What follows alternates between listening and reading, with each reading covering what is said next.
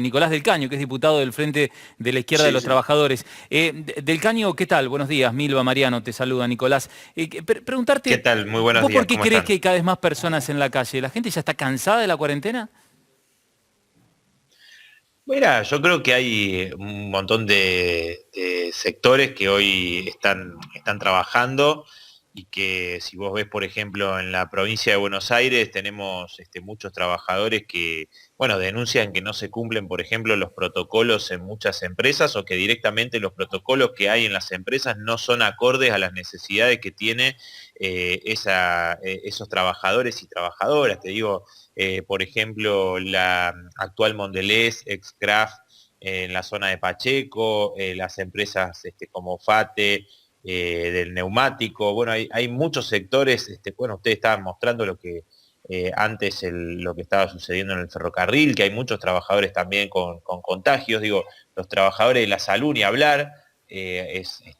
Son muchos trabajadores y trabajadoras, son los más expuestos, por supuesto, pero toda esa primera línea de trabajadoras y trabajadores, lo que están planteando muchos sectores es la necesidad de que se hagan protocolos acordes. Bueno, fíjese, por ejemplo, otras empresas de gaseosas muy conocidas, donde hay en una empresa 25 contagiados justamente, y después no se cumplen los protocolos, es decir, no se aíslan a esas personas. Es decir, hay una realidad que estos trabajadores y trabajadoras están reclamando la Bien. necesidad de que se cumplan y de que se hagan protocolos acordes, y por otro lado, también comisiones de seguridad e higiene para poder tomar en sus manos todos los sectores trabajadores la resolución de esta cuestión frente a las patronales que Bien. incumplen, ¿no? Nicolás, desde el trabajo, ¿qué es lo que les preocupa especialmente?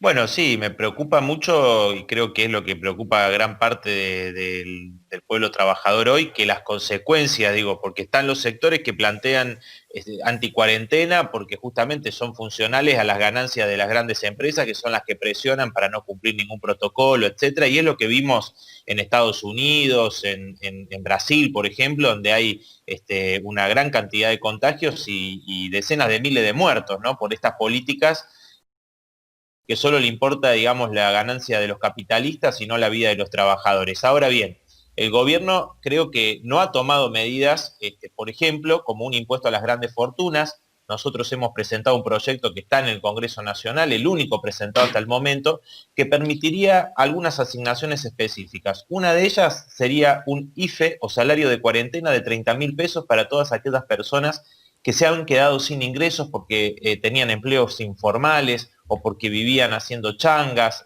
trabajando por su cuenta. Es decir, las consecuencias de la cuarentena en la economía ya la estamos viendo, y lo que están diciendo para el post-aislamiento es que, por ejemplo, de las grandes empresas, un tercio planea despedir. Miremos lo que está sucediendo en LATAM, por ejemplo, el chantaje de esta patronal que planteó la rebaja a la mitad de los salarios y ahora dice que va a dejar de operar en la Argentina. Bueno, este salario de cuarentena de 30.000 pesos era una de las asignaciones que planteábamos en ese impuesto a las grandes fortunas, que lamentablemente no se discutió. También planteamos la expropiación y nacionalización de Vicentín. Digo, hay que plantear una salida realmente para que sean los que han ganado durante todos Bien. estos años, los grandes bancos, los grandes grupos económicos, los que pongan en esta crisis y en esta emergencia que evidentemente, digo, está afectando a los sectores trabajadores, a los sectores del pueblo más vulnerables, y quiero decir también a los jubilados y jubiladas, que se ha visto suspendida la movilidad, una movilidad jubilatoria que Macri la hizo con el objetivo de ajustar a los jubilados, y que por primera vez,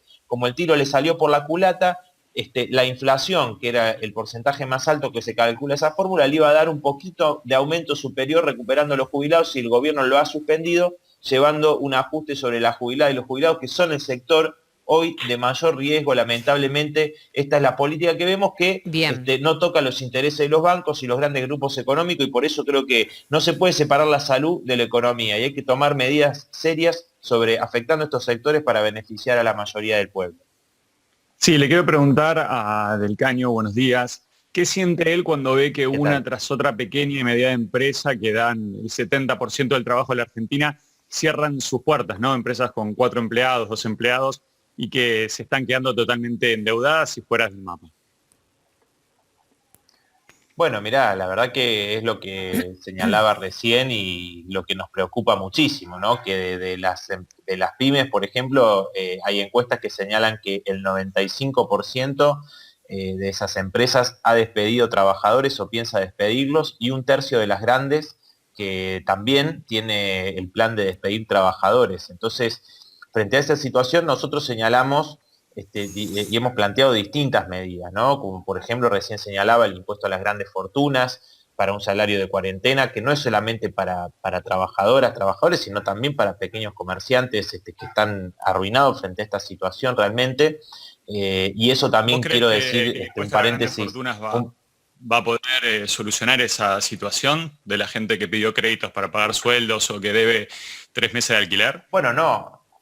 No, yo creo son medidas paliativas, digo, por eso el impuesto que nosotros planteamos intenta recaudar entre 15.000 y 20.000 millones de dólares, que permitiría a todas las personas que se han quedado sin ingresos obtener un salario de cuarentena o IFE de 30.000 pesos mensuales, no como hoy que son 10.000 pesos que ni siquiera son mensuales, y eso no alcanza verdaderamente, todos lo sabemos. Entonces, digo, también cuando se plantea hay mucha gente en la calle, y bueno, el que no tiene ningún ingreso, también muchos trabajadores y trabajadoras salen a buscar y rebuscársela como pueden realmente, ¿no? Eso también, por eso digo que no se puede separar salud y economía. Si no respondemos a todos esos sectores de trabajadoras y trabajadores, bueno, también nombraba el tema de LATAM. Entonces, digo, ese es un planteo. Ahora, nosotros vemos que hay buscar una salida de fondo. Por ejemplo, nacionalizar todo el sistema bancario, que hoy tiene realmente dinero para otorgar créditos a esos pequeños comerciantes, pequeñas empresas familiares, etcétera, que están arruinadas,